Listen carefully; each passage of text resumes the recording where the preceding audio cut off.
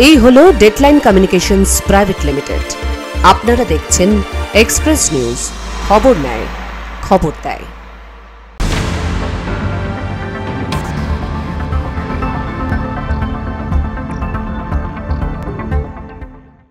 Express Today brought you by Ankur বাইকার private limited. নমস্কার, Express নিউজে স্বাগত। আমি সঞ্জীব। শুরু করছি express today.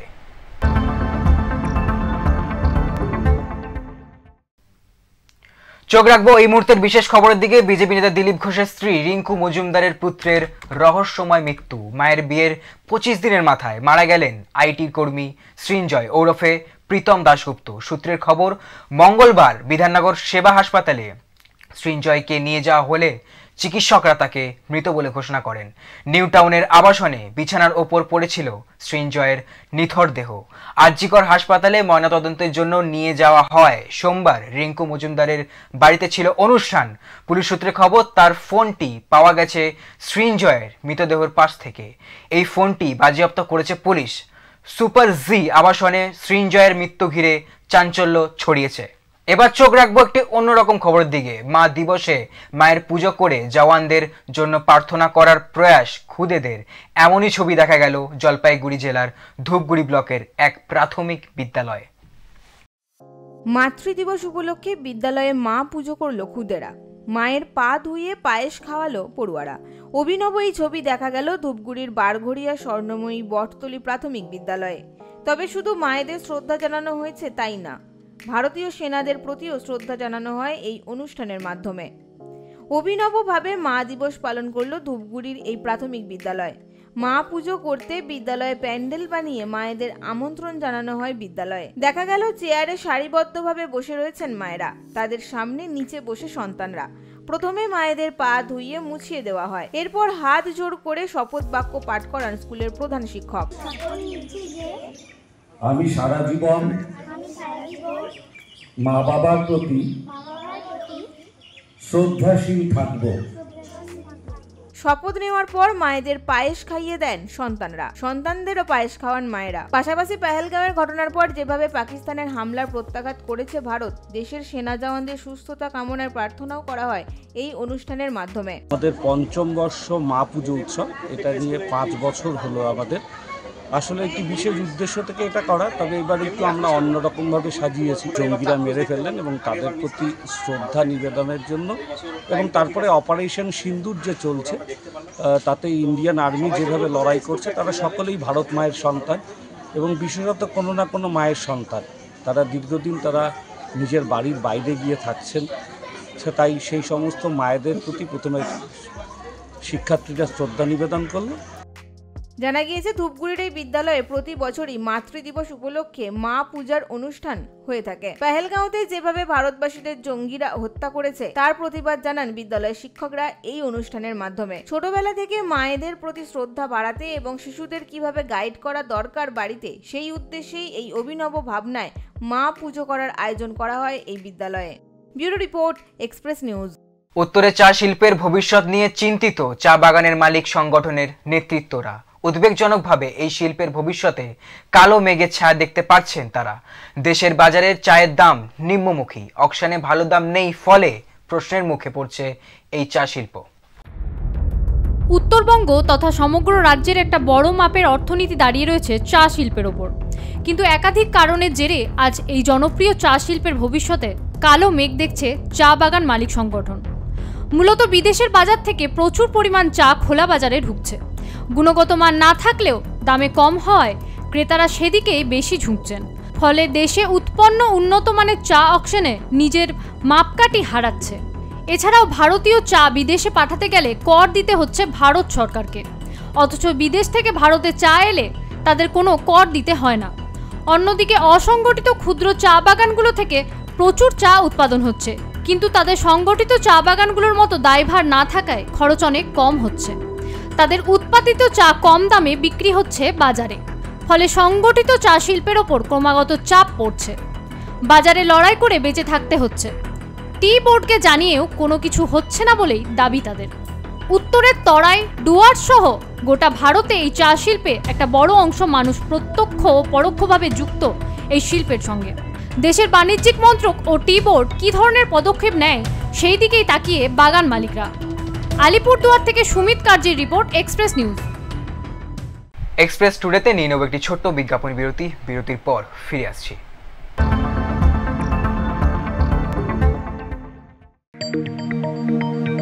আঙ্কুর biochem private limited eastern ইন্ডিয়াতে সর্ববৃহৎ ইথেনল প্রস্তুতকারক। এছাড়াও extra natural alcohol, Indian made foreign liquor, নুন তৈরিতে কয়েক কদম এগিয়ে। আবাসন থেকে স্পঞ্জ আয়রন সবখানে সবার আগে এই সংস্থার চেয়ারম্যান মিস্টার মহেন্দ্র শর্মার সুদক্ষ পরিচালনায় দৃষ্টান্ত স্থাপন করেছে Ankur biochem private limited. Ankur group, Dhubi, Dhanbad, Jharkhand 828205। ফিরে এলাম বিজ্ঞাপন বিরতির পর। আপনারা দেখছেন এক্সপ্রেস টুডে। শহর জুড়ে ফুটপাতে দখল নিয়েছে বিক্রেতারা। কোথাও কোথাও তৈরি হয়েছে অস্থায়ী দোকান। এমন দৃশ্য ধূপগুড়ি শহরে। সাধারণ মানুষ হাঁটতে পারছে না ফুটপাত দিয়ে, বাধ্য হয়ে রাস্তা দিয়ে প্রাণের ঝুঁকি নিয়ে হাঁটছেন তারা। মুখ্যমন্ত্রী মমতা বন্দ্যোপাধ্যায় নবান্ন থেকে ফুটপাত দখলমুক্ত করতে কড়া হুঁশিয়ারি দিলেও স্থানীয় প্রশাসনের যেন হেলদোল নেই। ফুটপাত দখল করে চলছে রমরমিয়ে ব্যবসা। মানুষের পায়ে হেঁটে যাওয়ার জায়গা নেই। দীর্ঘদিন ধরে এই সমস্যার সম্মুখীন ধূপগুড়ি শহরের সাধারণ মানুষ, কিন্তু প্রশাসনের পক্ষ থেকে ফুটপাত দখলমুক্ত করতে কোনো পদক্ষেপ গ্রহণ করা হচ্ছে না, এমনটাই দাবি শহরবাসীর। শুধু তাই নয়, ব্যবসায়ীদের ফুটপাত দখলমুক্ত করতে বলায় উল্টে তারা অবৈধভাবে ফুটপাতে গাড়ি পার্কিং করার অভিযোগ তুলছেন। বাইকগুলো কোথায় রাখে? বাইকগুলো কোথায় রাখে? রাস্তার উপরে রাখে, ফুটপাতে তো রাখে, রাস্তার উপরেও রাখে। তাও কিছু বলে না পুলিশ প্রশাসন? কি বলবে, সবাই দেখতেইছে, সবাই কি ফুটপাতের উপরেই রাখে? সব সময় রাখে। ওই সাইডে দেখেন, আপনি নিজে ঘোরেন না, নিজে দেখেন না। ব্যস্ততম জাতীয় সড়ক এশিয়ান হাইওয়ে গিয়েছে ধূপগুড়ি শহরের উপর দিয়ে। ফুটপাত দখল হয়ে যাওয়ায় বাড়ছে দুর্ঘটনাও। শুধু তাই নয়, ধূপগুড়ির নিউ মার্কেট চুরিপট্টিতে রাস্তার উপর দোকানের পসরা সাজিয়ে বসে চলছে রমরমিয়ে ব্যবসা। শহরের রাস্তায় এভাবে ব্যবসায়ীদের দখলে চলে যাওয়ায় বাড়ছে যানজট, কিন্তু ব্যবসায়ীরা নিজেদের ভুল স্বীকার করতে নারাজ। ওই সকাল টাইম তো থাকে, দিয়ে মসজিদে আমরা দুপুরবেলা ঢুকিয়ে দিই, ছেলেটা কেটে গেছে, এখন ঢোকানো যাচ্ছে না। এবারে বারণগুলো আমরা তুলে দেবো, রাখবো না, অসুবিধা নেই। এভাবে ধূপগুড়িতে ফুটপাত পুরো দখল হয়ে গিয়েছে। চলাফেরায় যেমন পথ চলতি মানুষের সমস্যায় পড়তে হচ্ছে, তেমনি যানজট নিয়ন্ত্রণেও ট্রাফিক পুলিশদের বেগ পেতে হচ্ছে। এদিকে এবার একইভাবে ফুটপাত দখলমুক্ত করা হবে বলে আশ্বাস দিয়েছেন ধূপগুড়ি পুরসভার ভাইস চেয়ারম্যান। এই ধরনের কাজের সাথে যুক্ত পুলিশ প্রশাসন সবসময় পদক্ষেপ নিচ্ছে, আমরা আরও বড় পদক্ষেপ নেব এবং এই ধরনের বরদাস্ত করা হবে না। ফুটপাত অবশ্যই মানুষের হাঁটার জন্য। যে এই ধরনের অবৈধ ব্যবসায়ীরা ফুটপাত দখল করে কাজ করছে, আমরা ইমিডিয়েটলি ব্লক প্রশাসনের সাথে কথা বলে, পুলিশ প্রশাসনের সাথে কথা বলে আমরা স্টেপ আউট করব। কিন্তু কবে হবে, কবে সমস্যা থেকে মুক্ত হবে সাধারণ মানুষ, সেদিকেই তাকিয়ে ধূপগুড়ির নাগরিকরা। ধূপগুড়ি থেকে সৌভিক দত্তের রিপোর্ট, এক্সপ্রেস নিউজ। কাশ্মীরে জঙ্গি হামলার ঘটনায় এবার আতঙ্কের ছায়া নদিয়ার ভারত বাংলাদেশ সীমান্তবর্তী এলাকায়। আতঙ্ক ছড়িয়েছে সীমান্তবর্তী এলাকার মানুষের মধ্যে। অবিলম্বে ভারত বাংলাদেশ সীমান্তে বিএসএফ এর আরও নজরদারি বাড়ানো উচিত বলে দাবি করছেন এলাকাবাসীরা। নদিয়া জেলায় ভারত বাংলাদেশ সীমান্ত রয়েছে প্রায় 100 কিলোমিটারেরও বেশি অংশ জুড়ে, কিন্তু বাংলাদেশের অগ্নিগর্ভ পরিস্থিতির পর ভারতে বাংলাদেশি অনুপ্রবেশকারীর সংখ্যাটা ক্রমশ বাড়ছে। সীমান্তবর্তী বাসিন্দাদের অভিযোগ, এই অনুপ্রবেশকারীদের মদত দিচ্ছে ভারতীয় দালাল চক্রের সঙ্গে জড়িত ব্যক্তিরা। তাদের মদতেই বাংলাদেশিরা ভারতের ভূখণ্ডে প্রবেশ করে তৈরি করছে ভুয়ো ভারতীয় প্রমাণপত্র, ব্যাংক অ্যাকাউন্ট সহ প্রয়োজনীয় সমস্ত নথি। কাশ্মীরের জঙ্গি হামলার ঘটনার পর এবার রাতের ঘুম উড়েছেন নদিয়ার ভারত বাংলাদেশ সীমান্তবর্তী এলাকায় বসবাসকারী মানুষের। তাদের দাবি, কেন্দ্রীয় সরকার যে কোনো মূল্যে বাংলাদেশিদের ভারতে ঢোকা বন্ধ করুক, তা না হলে কাশ্মীরের মতো নদিয়াতেও যখন তখন ঘটতে পারে জঙ্গি হামলা। কেন্দ্র সরকারের যেমন উচিত যে বিএসএফকে দিয়ে কড়া বর্ডার পাহারা দেওয়া, এবং রাজ্য সরকারেরও উচিত যেসব জায়গায় তার কাটা নেই সেই তার কাটা যাতে দেওয়া যায় তাড়াতাড়ি সেইটা দেওয়ার ব্যবস্থা করতে হবে। বিগত 3 মাসে বিএসএফ এর নজর এড়িয়ে অনুপ্রবেশের সংখ্যাটা যথেষ্টই বেশি। রাজ্য পুলিশের তৎপরতায় সীমান্তবর্তী থানা এলাকাগুলি থেকে প্রায় 300-রও বেশি অনুপ্রবেশকারী ধরা পড়েছে পুলিশের জালে।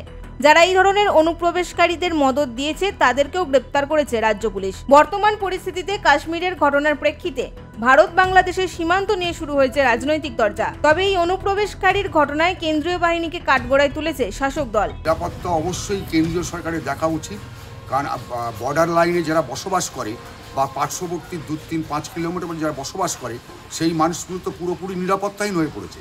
বিএসএফ তার দায়িত্ব যদি সঠিকভাবে পালন করতো তাহলে তো আজকে অনুপ্রবেশ ঘটতো না। আজকে তো অনুপ্রবেশ না ঘটলে তো আজকে এই সমস্ত যে সমস্ত দুর্ঘটনাগুলো ঘটছে এই দুর্ঘটনা ঘটতো না। সেই এলাকার মানুষগুলো তো পুরোপুরি নিরাপত্তায় ভুগছে, যে তাদের কোনো নিরাপত্তা নেই। যদিও সীমান্তের নজরদারি নিয়ে বিজেপির পাল্টা দাবি। দিদির বাংলায় এখন সন্ত্রাসীরা পশ্চিমবাংলা দাপিয়ে বেড়াচ্ছে, ঠিক আছে, ফলে এটা হচ্ছে এখন জঙ্গিরা আশ্রয়স্থল একমাত্র পশ্চিমবাংলা সারা ভারতবর্ষে। সীমান্ত বেড়া দিতে হবে এবং অনুপ্রবেশকারীরা যাতে ঢুকতে না পারে তার ব্যবস্থা করতে হবে। আর হচ্ছে এই জঙ্গি জেহাদি যারা শক্তি তাদেরকে খুঁজে খুঁজে গ্রেপ্তার করতে হবে।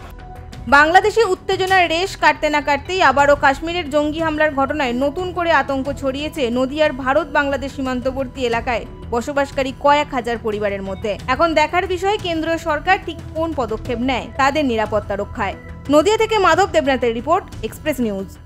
কুচবিহার জেলার অন্যতম পর্যটন কেন্দ্র তুফানগঞ্জ 2 নম্বর ব্লকের রসিকবিল মিনি জু বহু বছর পর এবার 1.5 কোটি টাকায় নতুন রূপে সাজতে চলেছে রসিকবিল মিনি জু পর্যটন কেন্দ্র। সম্ভবতই খুশি কুচবিহার জেলার বাসিন্দারা।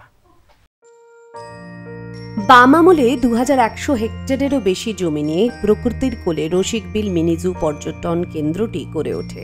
এই পর্যটন কেন্দ্রে বিভিন্ন প্রজাতির পাখি, চিতাবাঘ, চিতল হরিণ, ঘড়িয়াল, ময়ূর সহ নানা জীবজন্তু রয়েছে। নিরিবিলি ও শান্ত প্রাকৃতিক সৌন্দর্যে ভরপুর এই মিনি জু পর্যটন কেন্দ্র। এই রসিকবিল মিনি জু পর্যটন কেন্দ্রের প্রাকৃতিক সৌন্দর্য উপভোগ করতে জেলা তো বটেই, আশেপাশের জেলা এমনকি পড়শি রাজ্য অসম থেকেও বহু পর্যটকরা ভিড় জমান। তাদের জন্য এবার সুখবর, আরও বেশি পর্যটকদের আকর্ষণ করতে ঢেলে সাজানো হচ্ছে রসিকবিল মিনি জু পর্যটন কেন্দ্রকে। বন দপ্তর সূত্রের খবর, ময়ূরের এনক্লোজার, পরিযায়ী পাখিদের জন্য অ্যাভিয়ারি, অজগরদের জন্য আলাদা করে কন্ট্রাক্টর হাউস ও একটি ছোট ব্রিজ সহ পশু পাখিদের পুরনো আবাসস্থলগুলি ইতিমধ্যেই সংস্কারের পরিকল্পনা নেওয়া হয়েছে। খরচ হবে মোট 1,56,00,000 টাকা বলেই বন দপ্তর সূত্রে জানা গিয়েছে। সব ঠিকঠাক থাকলে আগামী মাস থেকেই এই কাজ শুরু হতে পারে, জানিয়েছেন ডিএফও অসিতাভ চট্টোপাধ্যায়। আর টেন্ডার প্রসিডিওর এগুলোর মধ্যে অনেকগুলোই কমপ্লিট করেছি, কিন্তু দুটো কাজও আমাদের শুরু হয়েছে। এবার টেন্ডার প্রসিডিওর আমরা যে শুরু করেছি, এবার আশা করি আমাদের কিছুদিনের মধ্যে আমরা ওয়ার্ক অর্ডার দিলে কাজগুলো শুরু করতে পারবো এবং এই বছরের মধ্যে যদি আমাদের কাজগুলো ঠিকমতো আমরা চালাতে পারি তাহলে আমাদের এর পরের যেটা মেন পিকনিক সিজন বা এই আছে সেই সময় আমাদের কাজগুলো আমরা শেষ করতে পারবো বলেই আমরা আশা রাখছি। শীতের মরশুমে এই মিনি জুয়ের ঝিলে পরিযায়ী পাখির দল অতিথি হয়ে আসে, যাদের দেখতে দূর দূরান্তের পর্যটকরা ভিড় জমান এই রসিকবিলে। সংস্কারের পর এই পর্যটন কেন্দ্রটিতে আরও অনেক পশু পাখি দেখা ও তাদের সম্পর্কে জানার সুযোগও পাবেন পর্যটকরা, ফলে বেজায় খুশি পর্যটকরা। আনন্দিত যে একে আরও ঢেলে সাজানো হচ্ছে, তবে একে আমার মতে যদি আরও কিছু করা যায়, যেমন নতুন করে যদি কিছু করা যায় সেগুলো বেঙ্গল টাইগার বা বেঙ্গল সাফারিকে যেভাবে সাজানো হয়েছে শিলিগুড়িতে, সেভাবে যদি সাজানো হয় সবথেকে বেটার হতো, আর একটু ভালো হতো। আর রয়্যাল বেঙ্গল টাইগার বা অন্য ধরনের আরও অনেক পশু আছে, তাদের সেই সমস্ত পশু টশু বা সেই জন্তু জানোয়ারগুলো আনলে বিনোদনের আরেকটা ভালো একটা জায়গা হবে, বিনোদন হবে। পর্যটকরা দাবি তুলেছেন বেঙ্গল সাফারিকে যেভাবে সাজানো হয়েছে সেভাবেই সাজানো হোক রসিকবিলকেও। পাশাপাশি তাদের দাবি আরও বিভিন্ন প্রজাতির পশু পাখি আনা হোক। এক কথায় নতুন রূপে রসিকবিলের সৌন্দর্য উপভোগ করার আশায় দিন গুনছেন পর্যটকরা। হবে তাতে ভালো সুন্দর হবে। এর আগে তো আসছি অনেকটা, যে অনেক কিছু ছিল না, এখন এইবার আসাতে দেখলাম অনেক কিছু নতুনত্ব, আরো নতুনত্ব হলে আরো খুব ভালো লাগবে দেখতে। বাইরে থেকে লোকজন আসবে দেখতে, খুব ভালো লাগবে তাদেরকে। আলিপুর চিড়িয়াখানার পরেই দ্বিতীয় স্থানে ছিল এই রসিকবিল পর্যটন কেন্দ্র। সেখানে কিন্তু পর্যটকদের ঢল ছিল চোখে পড়ার মতো। এবছর এই নতুন রূপে সাজিয়ে তোলার পর দেখা যায় কতটা এই সাড়া ফেলে এই রসিকবিল পর্যটন কেন্দ্র, সেটাই কিন্তু এখন দেখার বিষয়। কোচবিহার থেকে Dipjoy Barman, express news. Express today এখনকার মতো এ পর্যন্তই। চোখ রাখুন এক্সপ্রেস নিউজে। এক্সপ্রেস নিউজ, খবর নেয়, খবর দেয়।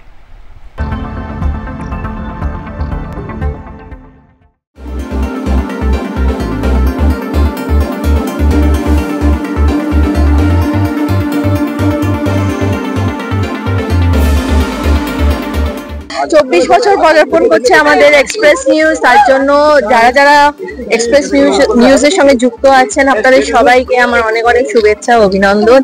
এবং দর্শকদের বলবো যে অবশ্যই এক্সপ্রেস নিউজ দেখবেন। আর আমি তো দেখি, আপনারাও দেখবেন। খুব ভালো থাকবেন। All the very best.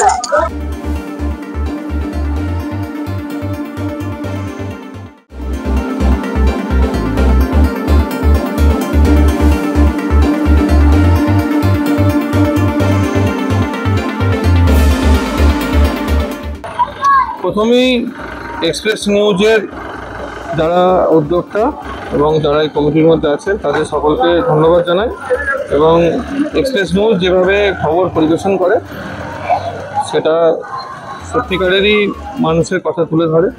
এই চ্যানেলের অনেক অনেক চ্যানেলের জন্য আগামী দিনের জন্য শুভকামনা জানাই, শুভেচ্ছা জানাই।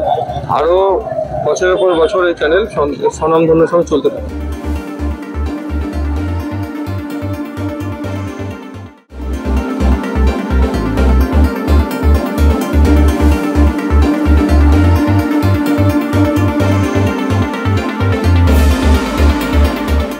এক্সপ্রেস নিউজের সকল কর্মকর্তা, যারা সাংবাদিক, দর্শক সকলকে শুভেচ্ছা জানাই।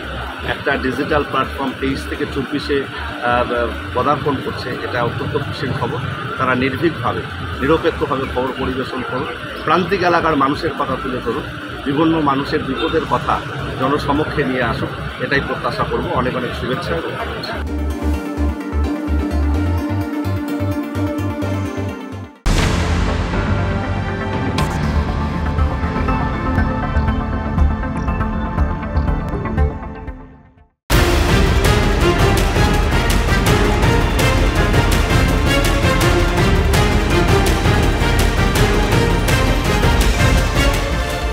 এই হলো ডেডলাইন কমিউনিকেশনস প্রাইভেট লিমিটেড।